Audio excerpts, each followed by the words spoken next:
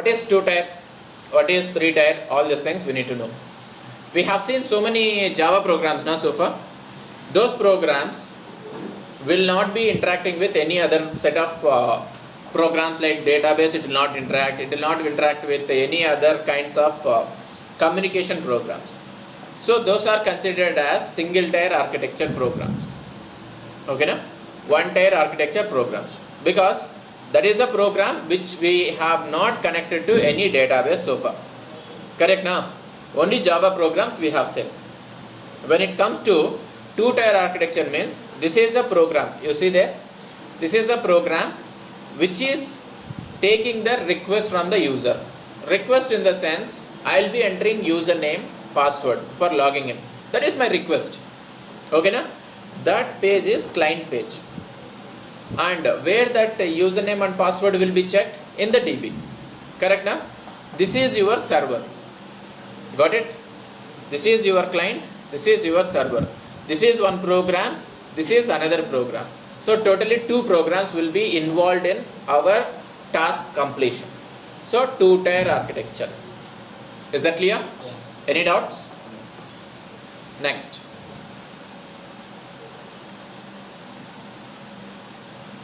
What about this? Huh?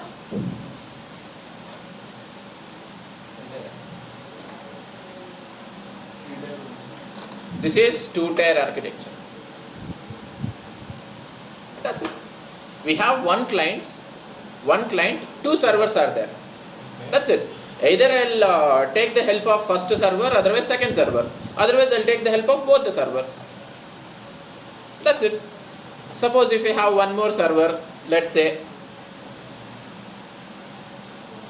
no problem. Even I'll take the help of this server also. 2-tier only. This is one layer, this is one layer. That's it. Clear? Any doubts? Next. Suppose we have like this. Okay na? I'll remove, okay, this is that. Okay, let it be. We'll consider 1, 2, 3. This is your main server. This is your middle tier server. Okay na? This is your main server. This is your middle tier server. This is your client. Client will be taking some request for conversion, encryption, this kind of middle tier operations will be done, right? That will be done in middle tier server. Clear? See, in DB though, my username and password will not be stored as usual. There somewhere it will be encrypted and it will be stored. Here it will take my username as Sridhar only. In between it will encrypt something. That program which is encrypting, otherwise which is decrypting, some operation it will do na, that is middle tier server. Whereas where exactly the data has been stored, that is your main server. Is that clear? Let's take one more example. Google. Whether it is 2-tier architecture or 3-tier architecture. See, I'll take Google only. This is your client page. I want a bike. It is displaying the result.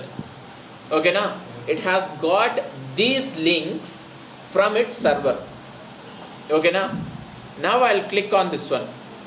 It will go to the main server where that link is there. That means client I have passed bike as a request. From its server it has got the links. On click of that link, it will redirect to main server where I'll get the exact information.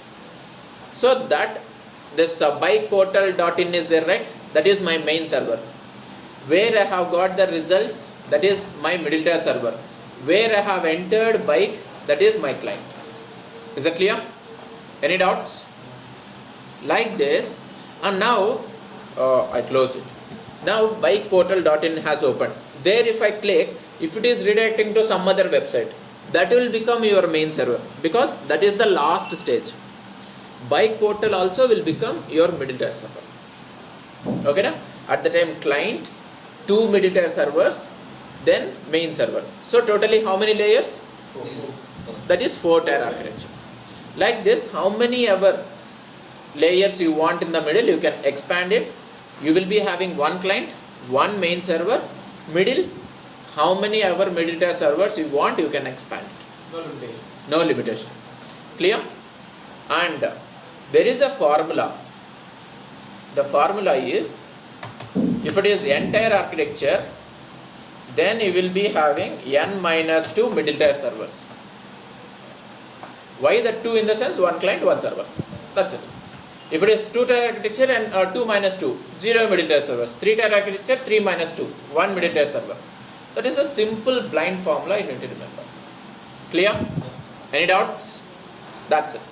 So, we got to know what is client, what is server, what is middle tier server. In our scenarios, when it comes to this 3 tier architecture, we will be having one middle tier server. One client will be there, one main server. When it comes to 1, 2 and 4, you will be having client directly and you will be having server directly. That's it. Clear? Next. Tomorrow we will be starting up type 1 driver, that is JDBC, ODBC bridge in our programs. And how many of you are having laptops? Which OS you have? Okay. Windows 7, there is a what you say, different way of execution. That I'll be showing it to you. You just get Windows 7 once. I'll show you that different way of execution, because you will not be finding the driver directly. Indirectly you need to go and find out that. When it comes to Windows 8.1, we have direct drivers, and Windows 7 previous versions also we have direct versions. Only in Windows 7 that some change is there. That I'll show you once if you get that laptop. Clear? Any doubts? So tomorrow exactly what is JDBC you are going to see. Fine, right? Done.